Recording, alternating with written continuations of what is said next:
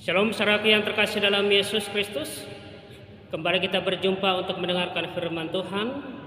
Dan firman Tuhan yang menjadi khotbah bagi kita pada hari ini diambil dari Injil Lukas pasal 10 ayat 38 sampai dengan ayat 42. Saya baca bagi kita keseluruhan. Demikian firman Tuhan. Maria dan Marta. Ketika Yesus dan murid-muridnya dalam perjalanan, tibalah ia di sebuah kampung. Seorang perempuan yang bernama Marta menerima dia di rumahnya. Perempuan itu mempunyai seorang saudara yang bernama Maria.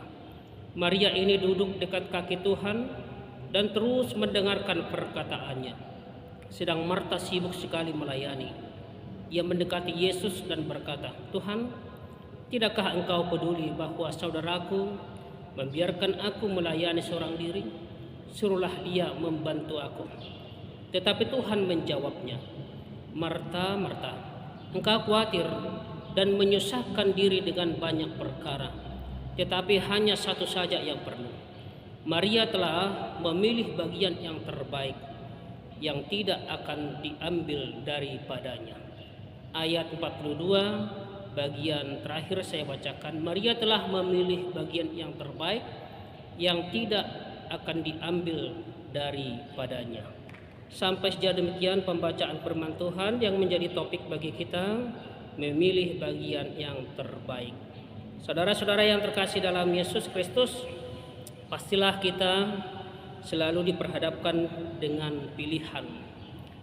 Dan pasti kita selalu memilih yang terbaik dalam kehidupan kita. Sekolah misalnya, sekolah yang terbaik, pendidikan yang terbaik. Dalam soal kebutuhan kita memilih yang terbaik, sandang pangan dan banyak hal. Selalu kita memilih yang terbaik. Berbicara tentang pilihan, memang terkadang kita sulit memilih, apalagi yang berhubungan dengan kepentingan-kepentingan kita. Dalam hidup memang kita selalu diperhadapkan dengan pilihan-pilihan. Memilih pekerjaan atau tindakan benar atau tidak benar. Setiap jalan dan perbuatan yang kita pilih pasti ada konsekuensi. Masing-masing ada untung ruginya. Dalam setiap tindakan kita diperhadapkan dengan pilihan tadi. Bertindak dalam kejujuran atau bertindak dalam ketidakjujuran. Dalam hidup bermasyarakat juga, dalam bersosialisasi, berhidup dalam sosial, bermasyarakat, kita juga diperhadapkan dengan pilihan. Apakah kita ikut arus orang banyak atau kita mau tampil beda melalui prinsip hidup benar di dalam kehidupan kebersamaan itu. Setiap pilihan kita membawa kita pada situasi kondisi yang berbeda-beda sesuai dengan pilihan. Saudara-saudara yang terkasih dalam Yesus Kristus, memilih melakukan yang terbaik membawa kita kepada pribadi yang berkualitas, tetapi memilih melakukan yang tidak baik membawa hidup kita kepada hidup yang rusak, dan mungkin kita akan dapat hukuman dengan keadaan itu. Saudara yang terkasih dalam Yesus Kristus, maka hari ini menjadi renungan pertama bagi kita, jangan salah pilih supaya jangan menyesal, tetapi selalu pilih yang terbaik. Dalam perikop yang kita baca tadi, ada dua orang yang ditempatkan pada sesuatu pilihan. Yang mana yang mau didudukkan, yang mana yang mau dilakukan, yang mana yang harus didahulukan. Salah satu dari kisah Yesus tentang dua orang kakak beradik bersaudara, Maria dan Marta tadi. Dua orang yang memilih kesibukannya masing-masing, tugasnya masing-masing, pekerjaannya masing-masing. Dan menjadi pertanyaan bagi kita, tindakan siapakah yang terbaik? Bagian siapakah yang terbaik? Peristiwa ini saudaraku adalah setelah Yesus mengajar kepada ahli-ahli Taurat melalui perumpamaan-perumpamaan, dan salah satunya perumpamaan tentang orang Samaria yang baik hati. Lalu Yesus bertamu di rumah Marta dan Maria yang ada di Betania. Tentulah kalau tamu datang, maka tuan rumah pasti akan disibukkan dengan berbagai hal. Kalau tamu datang dari perjalanan, dan mungkin tamu ini bisa lapar, bisa haus, dan tuan rumah pasti mempersiapkan untuk tamunya. Kita belajar dari keluarga ini, kita melihat mereka adalah keluarga yang baik. Kenapa dikatakan keluarga yang baik? Mereka mau bertamu, mereka mau melayani, mereka peduli, mereka tidak berat hati untuk bertamu. Mereka dengan sukacita menyambut Yesus di rumah mereka. Ada sambutan sukacita yang dilakukan oleh keluarga ini kepada Yesus. Dan dari sini kita paham keluarga ini sebenarnya paham tentang hakikat bertamu. Kalau kita baca di dalam Roma 12 ayat 13 dikatakan dalam firman Tuhan, bantulah dalam kekurangan orang-orang kudus dan usahakanlah dirimu untuk selalu memberikan tumpangan. Usahakan diri untuk selalu memberikan tumpangan. Dan juga 1 Timotius 3 ayat 2 dikatakan dalam firman Tuhan, karena itu penilik jemaat haruslah seorang yang tak bercacat, suami dari satu istri, dapat menahan diri, bijaksana, sopan, suka memberi tumpangan, cakap mengajar orang, suka memberi tumpangan. Artinya orang-orang yang paham tentang bertamu itu dia gemar, dia suka memberikan tumpangan. Dan dalam Ibrani 13 ayat 2 dikatakan dalam firman Tuhan, jangan kamu lupa memberi tumpangan kepada orang, sebab dengan berbuat demikian beberapa orang dengan tindakan tidak diketahuinya telah menjamu malaikat-malaikat. Saudaraku yang terkasih dalam Yesus Kristus, sebagai tuan rumah yang baik, Marta ini berusaha menyiapkan segala sesuatu untuk tamunya. Menyiapkan makanan, menyiapkan minuman. Inilah pekerjaan yang dipilih oleh Marta. Dia sibuk melayani. Lain hal dengan Maryam, dia duduk mendengarkan kata Yesus, dan sebagai tuan rumah yang baik, dia berusaha menemani tamunya untuk berbincang-bincang. Bisa dikatakan yang mereka lakukan itu, yang mereka berdua lakukan sama-sama baik. Yang satu menemani, yang satu mempersiapkan, atau yang satu melayani. Tetapi ada hal yang menarik, ternyata si Marta yang mempersiapkan bersungguh-sungguh. Dia yang melayani itu bersungguh, komplain, cemburu melihat Maria yang hanya duduk mendengarkan perkataan Yesus.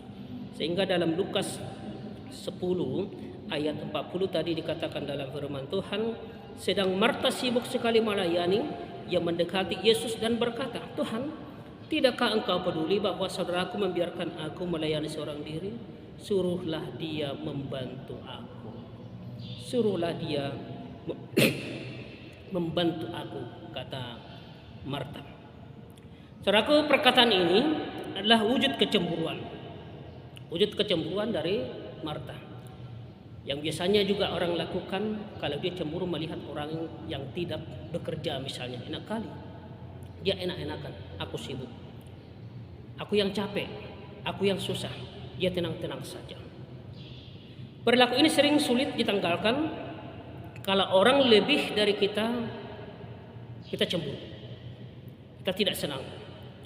Kalau boleh jangan ada orang yang lebih senang dari kita. Kalau boleh jangan ada orang yang lebih tenang dari kita. Kalau boleh jangan ada orang yang di atas kita misalnya. Hidupnya lebih enak, hidupnya lebih aman. Bahkan dalam beberapa tahapan ada orang yang tidak suka dengan orang lain yang hidupnya senang, atau dia susah melihat orang senang. Ada banyak juga seperti Marta hidup dalam kekhawatiran yang dalam asik mempersiapkan kebutuhan badani, kebutuhan duniawi, sehingga lupa hal yang terbaik, lupa hal yang terpenting. Dan ini bukti bahwa jasmani bisa menghalangi kebaikan buat kebaikan rohani kita. Kebutuhan jasmani bisa menghalangi buat kebaikan rohani kita dari Tuhan kita.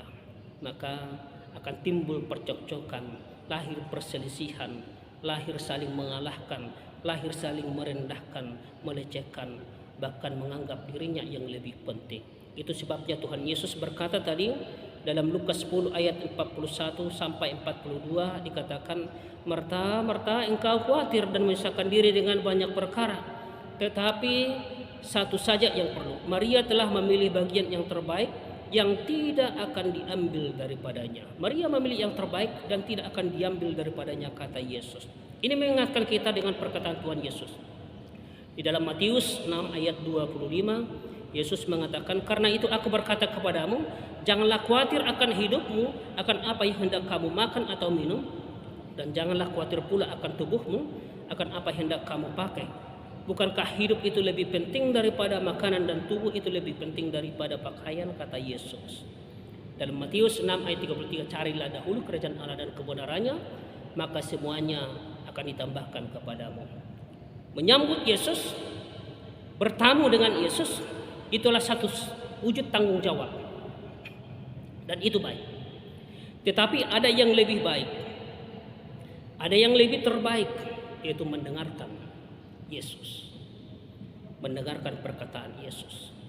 Dalam Roma 10 ayat 17 dikatakan dalam firman Tuhan, jadi iman timbul dari pendengaran dan pendengaran akan firman Kristus. Supaya kita beriman, maka kita harus dengar-dengaran dengan Kristus, perkataan Kristus itu.